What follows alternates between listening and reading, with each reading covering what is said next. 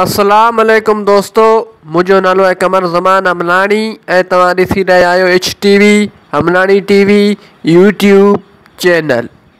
जीअं त दोस्तों तव्हां सभिनि खे ख़बर आहे त मां सिंधी ड्रामो दर्दनि जे देस ते अॻु में बि काफ़ी सारा वीडियो ठाहे चुको आहियां ऐं जंहिंमें मां टोटल 16 मिस्टेकूं ॾेई चुको आहियां ऐं अञा बि हिन ड्रामे में काफ़ी सारी मिस्टेकूं आहिनि। तंहिं करे हिकिड़ो ॿियो वीडियो मां उन्हनि मिस्टेकनि ते ठाहे रहियो आहियां। यादि रखिजो दोस्तों त हीअ मिस्टेकूं सिर्फ़ु फिल्मी मिस्टेकूं आहिनि, न कि पर्सनल मिस्टेकूं आहिनि। तंहिं करे हिन मिस्टेकनि खे पर्सनल न वठिजो। उन खां अलावा जेके बि दोस्त हाल ताईं मुंहिंजे हिन चैनल ते नवां पिया अचनि उन्हनि खे मुंहिंजी गुज़ारिश आहे त मुंहिंजे हिन चैनल खे सब्सक्राइब करे ऐं बेल जी आइकन खे ज़रूरु दॿाए छॾिजो ताकी हिन क़िस्म जा वधीक वीडियो तव्हांखे बर वक़्तु मिलंदा रहनि। त दोस्तों हाणे हलूं था पंहिंजे अॼु जे वीडियो जे तरफ़। मिस्टेक नंबर 17 किस्त नंबर 5। दोस्तों हिन सीन में तव्हां हिन हमरा जे हथनि ते गौर कयो त हिन वक़्तु हिन हमरा जे हथनि में को बि पिस्टल कोन्हे, हुन जा हथ ख़ाली आहिनि। दोस्तों हिन जे हथ में पिस्टल कोन्हे। दोस्तों हिन सीन में बि ॾिसो त हिन जे हथ में पिस्टल कोन्हे। ऐं दोस्तों सिर्फ़ु 10 सेकंडनि खां पोइ जॾहिं हीउ सीन थो अचे त तव्हां ॾिसो हाणे हिन जे हथ में पिस्टल अची थो वञे। दोस्तों सिर्फ़ु 10 सेकंडनि जे अंदरि हिन वटि पिस्टल किथां आयो। दोस्तों 10 सेकंड पहिरियां हिन वटि पिस्टल कोन हुयो ऐं 10 सेकंड बाद वरी हिन वटि पिस्टल किथां आयो। दोस्तों हीअ बि हिकु वॾी मिस्टेक आहे हिन ड्रामे में। मिस्टेक नंबर 18 किस्त नंबर 5।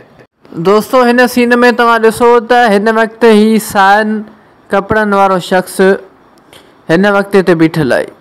दोस्तों हिकु दफ़ो तव्हां ॿीहर ॾिसो त ही साए कपिड़नि वारो शख़्स हिन वक़्तु हिते बीठल आहे। ऐं दोस्तों सिर्फ़ु 5 सेकंडनि खां पोइ जॾहिं हीउ सीन थो अचे त तव्हां ॾिसो हाणे हिन जॻह तां उहो साए कपिड़नि वारो शख़्स गुम थी वियो आहे ऐं हिते वरी अछे कपिड़नि वारो शख़्स अची वियो आहे।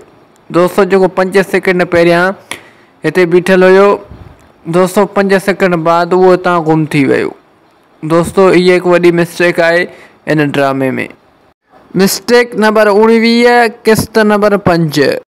दोस्तों हिन सीन में तव्हां हिन हमरा ते गौर कयो त हिन वक़्तु हिन हमरा जे हथनि में हीअ पिस्टल आई। दोस्तों तव्हां गौर सां ॾिसो त हिन वक़्तु हिन हमरा जे हथनि में हीअ पिस्टल आई।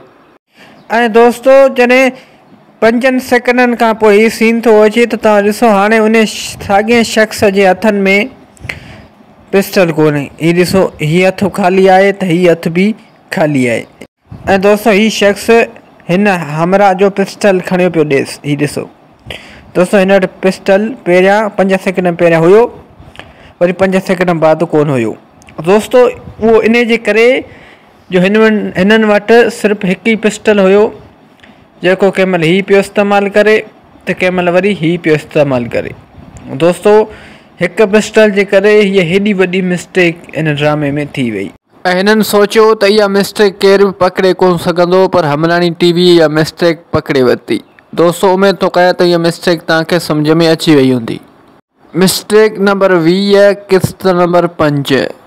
दोस्तों हिन सीन में तव्हां ॾिसो त हीउ शख़्स बिल्कुलु हिक ॿिए जे वेझो गोलियूं था हलाइनि पर लॻे हिक खे बि कान थी।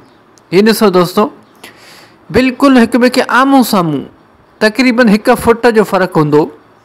दोस्तों ॾिसो ही तक़रीबन 1 फुट जो फ़र्क़ु हूंदो, उतां गोलियूं हलाइनि था पर लॻे हिकिड़े खे बि कोन थी। दोस्तों हीअ त सऊं सिधो फिज़िक्स जो जनाज़ो पियो निकिरे।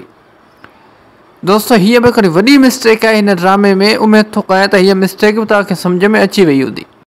दोस्तों अॼु जे लाइ हिन वीडियो में बस एतिरो। उमेद थो कयां त हीउ वीडियो तव्हांखे पसंदि आयो हूंदो। जेकर हीउ वीडियो तव्हांखे पसंदि आयो आहे त हिन वीडियो खे लाइक कंदा, दोस्तनि सां शेयर कंदा ऐं हिन वीडियो में प्यारा भरी कमेंट बि ज़रूरु करे छॾींदा। दोस्तों यादि रखंदा त हीअ मिस्टेकूं सिर्फ़ु फिल्मी मिस्टेकूं आहिनि, न कि पर्सनल मिस्टेकूं आहिनि।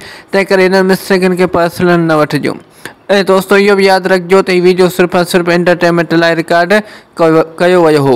उन खां अलावा जेके बि दोस्त हाल ताईं मुंहिंजे हिन चैनल ते नवां पिया अचनि उनखे मुंहिंजी गुज़ारिश आहे त मुंहिंजे हिन चैनल खे सब्सक्राइब करे ऐं बेल जी आइकन खे ज़रूरु दॿाए छॾिजो ताकी मुंहिंजो हर नओं अचण वारो वीडियो सभ खां पहिरियां तव्हां ताईं पहुची सघे। दोस्तों हाणे मिलूं था नेक्स्ट वीडियो में, तेसिताईं मूंखे ॾींदा इजाज़त। अल्लाह हाफ़िज़।